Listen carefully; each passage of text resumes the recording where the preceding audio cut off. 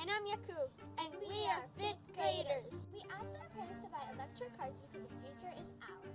We ride in this car where we need to go for fun and errands, even school. Really, school? From school. That's better. We have been to amusement parks and in Washington, D.C.